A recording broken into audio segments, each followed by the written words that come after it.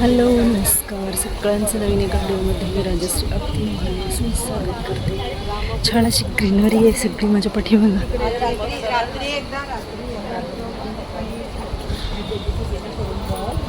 बऱ्याच वेळा आमची भिशी या ठिकाणी असते आणि खूप सुंदर असं हे ठिकाण आहे. अगदी 2-3 वर्षामध्येच ना खूप डेव्हलपमेंट झालेली आहे या ठिकाणी. एकदम हिरवाईनं नटलेला परिसर. चला छान अशी आमची इथं योगा ग्रुपची भिशी झालेली आहे. मस्त इथला प्रिमायसेस खूप छान आहे. हे बघा ग्रीनरी कसली जबरदस्त आहे. पाठीमागं हे सभागृह आहे. सभागृहाचं नाव पण निसर्गप्रेमी शिवाजी ओळकर सभागृह असं आहे आणि फिरण्यासाठी उत्तम आहे ही बाग. हा ट्रॅक्सला आहे फिरायचा. मस्त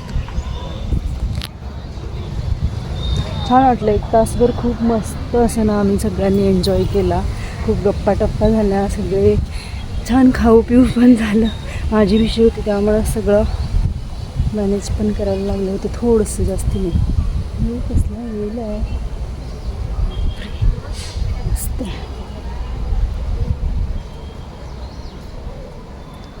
या ठिकाणी नाना नानी पार्कमध्ये छान लागतं. हे बघा कसला कलर आलाय जबरदस्त. रेसिपी विशेष काय अवघड नाही आहे.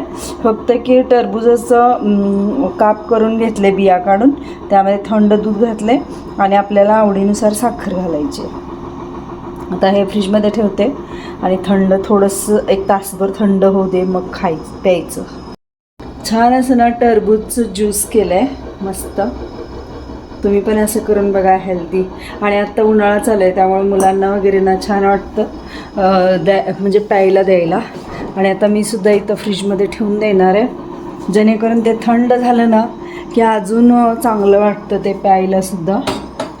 फ्रीजमध्ये मी हे 4 म्हणजे 3 ग्लास आणि कप हे सगळं फ्रीजमध्ये ठेवणार वाटले. तर ही भाजीची पेंडी एक निवडायची आहे मला. आणि आत्ता ना एवढे केस वाढलेत, तुम्हाला जर दिसत असतील बघा. थोडीशी ना अशी पाठीमागं पोनी बांधायला दिसते का मला सांगा कमेंट करून. थोडीशी एक असं इकडं थोडेसे ना मी असे क्लिप लावलेत केस असे येतात म्हणून. पण आता पोनी छान यायला लागले बांधायला मस्त अशी. एवढी तरी यायला लागली अशी पोनी बांधायला. आणि 24 मार्चला मी केस कट केलेले. आज मला वाटतं किती तारीख आहे, आज 12 तारीख आहे. म्हणजे जवळजवळ 20 दिवस झाले केस कटिंग करून, पण केस थोडेसे वाढलेत जेणेकरून तिथं ना मला पोनी बांधता यायला लागले. आणि उन्हाळा असल्यामुळं ना केस गळ्यात आले की ते मग खूप गरम व्हायला लागते.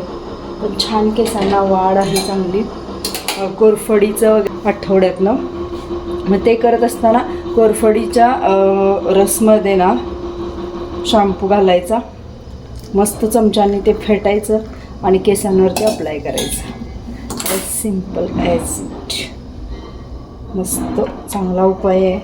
माझी कॉफी तयार झाली आहे. आता कॉफी पिणार आणि मग ह्या भाज्या म्हणजे 2 पेंड्या आहेत ह्या मला निवडायच्या आहेत. रस आत्ता मी करून ठेवला आहे टरबूजचा ज्यूस रस काय म्हणायचं ते. तर चला या तुम्ही पण चहा कॉफी घ्यायला.